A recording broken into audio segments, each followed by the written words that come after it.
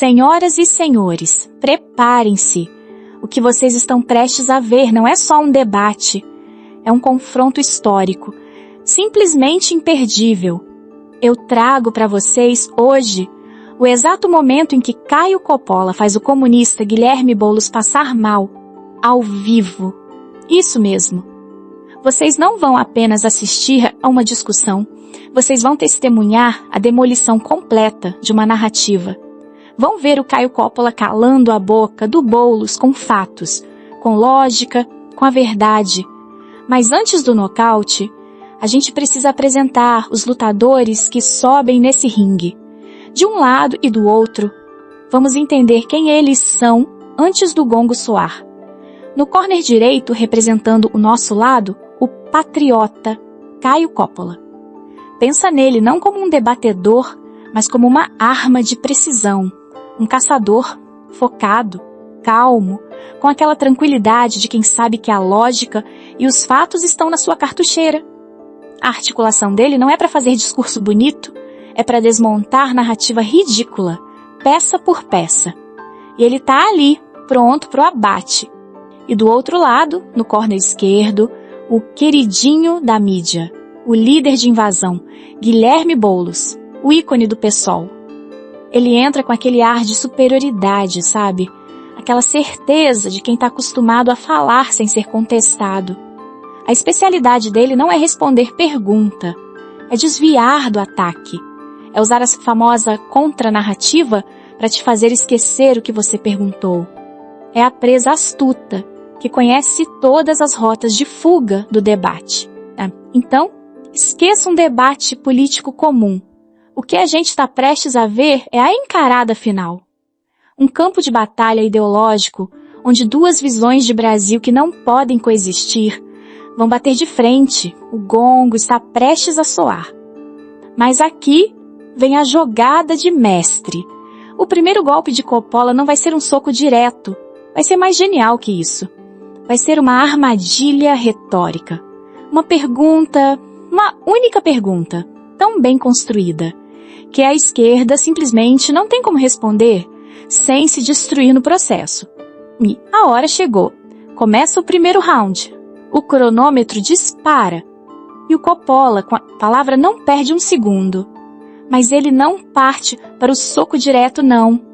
É aqui que o caçador mostra a sua inteligência. Ele começa a armar a arapuca. E ele faz isso com uma calma assustadora.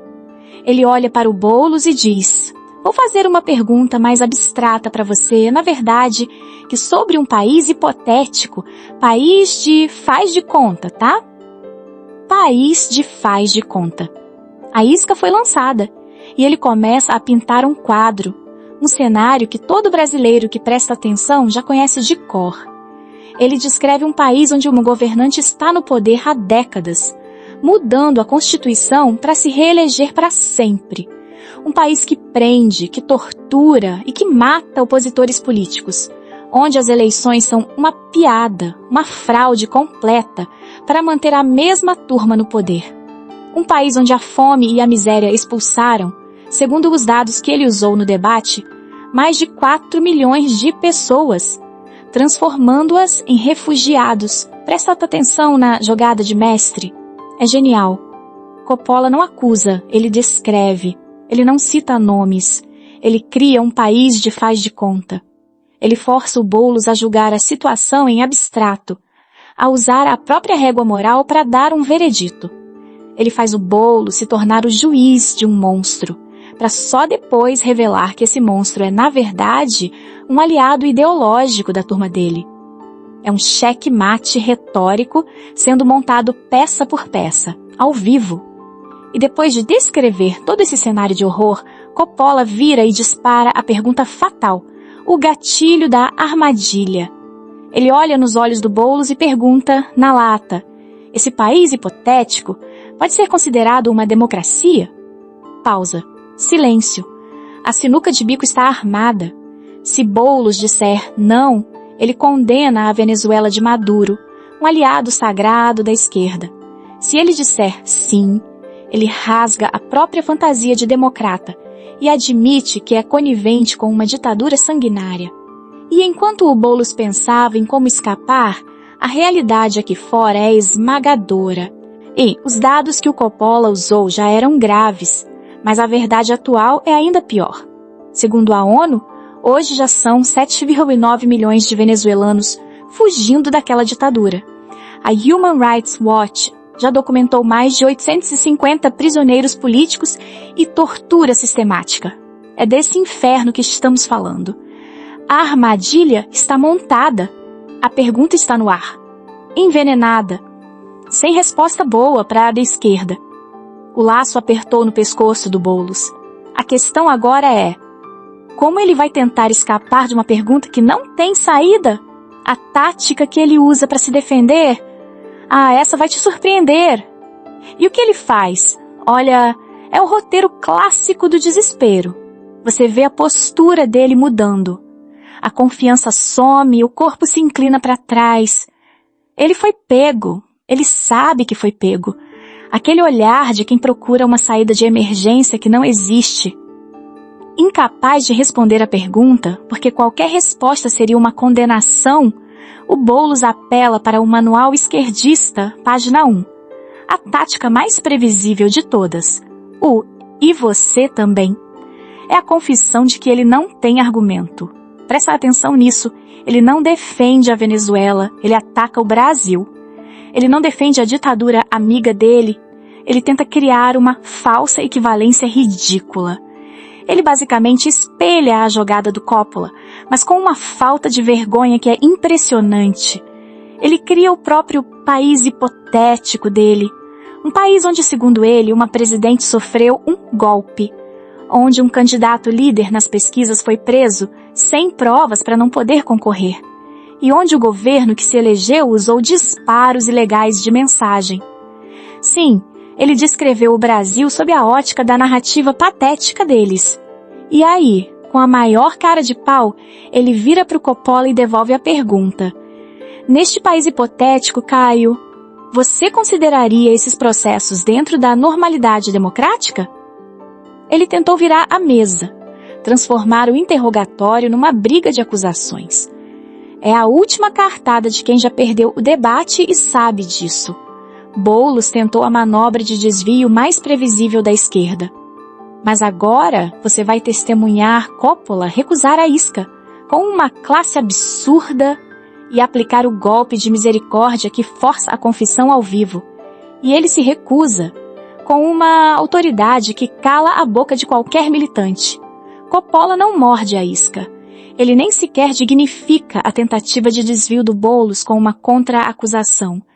Ele simplesmente reafirma de sua posição. Eu perguntei primeiro. Ponto final.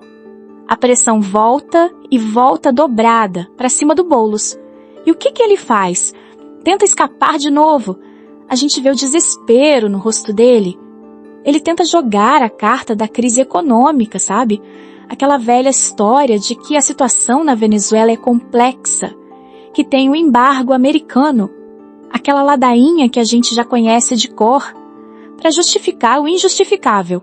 Mas é aí que vem o golpe de misericórdia, o cheque-mate moral. Coppola o interrompe, não com um grito, mas com uma frase que é uma demolição lógica, uma verdade absoluta que destrói qualquer relativismo. Ele olha para o Boulos e diz: Boulos, não existe crise econômica que justifique prisão, tortura. Pausa. Silêncio. É nesse momento que o debate deixa de ser sobre política e passa a ser sobre decência humana. Acabou a narrativa. Acabou a desculpa. Boulos está encurralado. Não há saída lógica. Não há rota de fuga moral. O rosto dele, a câmera foca nele. Você consegue ouvir a engrenagem da narrativa dele quebrando ao vivo. Ele gagueja. Ele olha para os lados. E então, ele cede. A confissão é arrancada. Eu não apoio o governo Maduro nas suas atitudes antidemocráticas. Pronto, acabou, ele admitiu. Game over. O nocaute do primeiro round está completo. A armadilha funcionou como uma perfeição cirúrgica. É isso que acontece quando a lógica encontra a hipocrisia. Olha isso!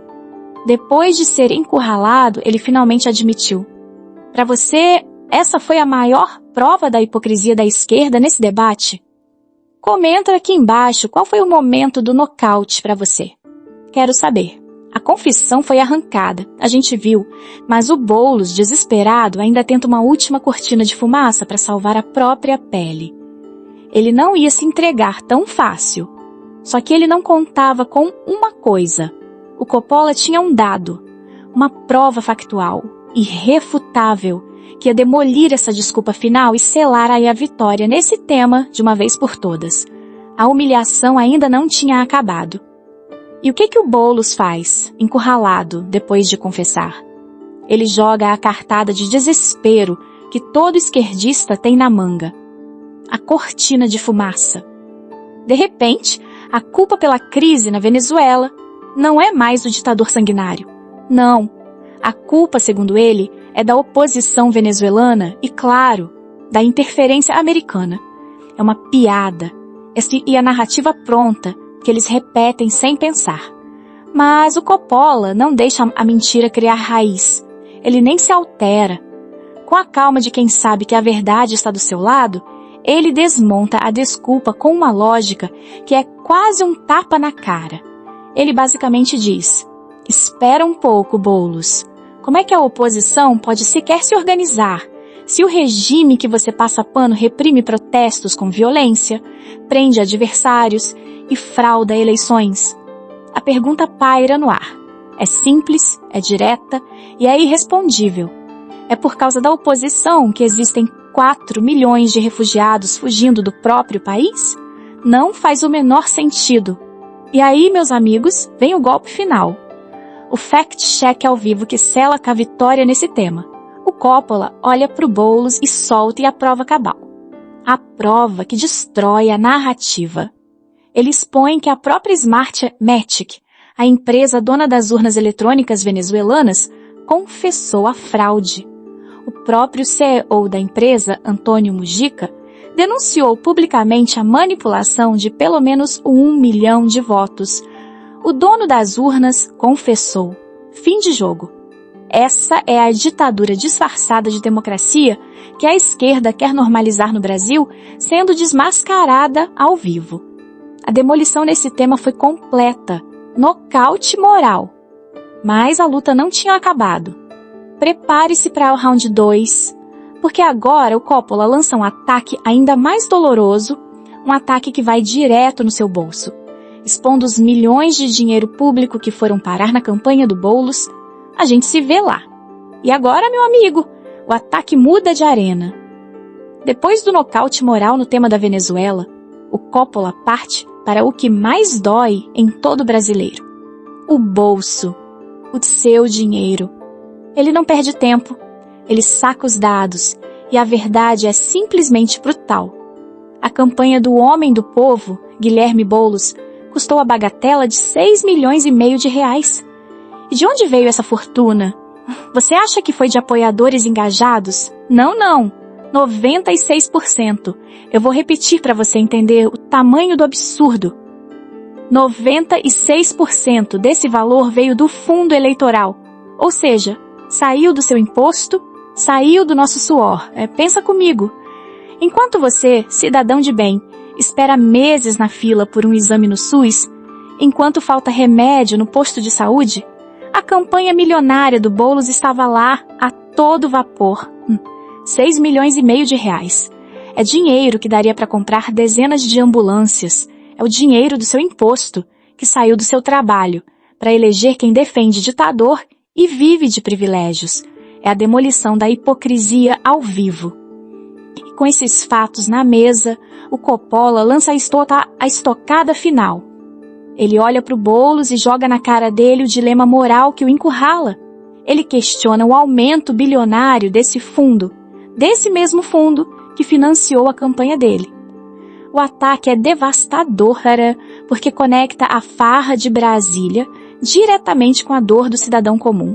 E o Boulos? Como ele reage ao ser confrontado sobre usar o seu dinheiro, o dinheiro do povo, na campanha dele? A resposta, meu amigo, não é o que você, nem ninguém estava esperando. E então, o palco é todo dele. A bola de fogo foi jogada no colo do Boulos. 6,5 milhões de reais do seu dinheiro, do nosso dinheiro, torrados na campanha dele. As luzes do estúdio, a câmera na cara dele, o Caio Coppola olhando, esperando. O Brasil inteiro esperando. O que ele faz? Você acha que ele vai dobrar a aposta? Tentar justificar o injustificável? Não, nada disso. O Boulos, encurralado, percebeu que não tinha a menor chance de defender o indefensável na frente do povo.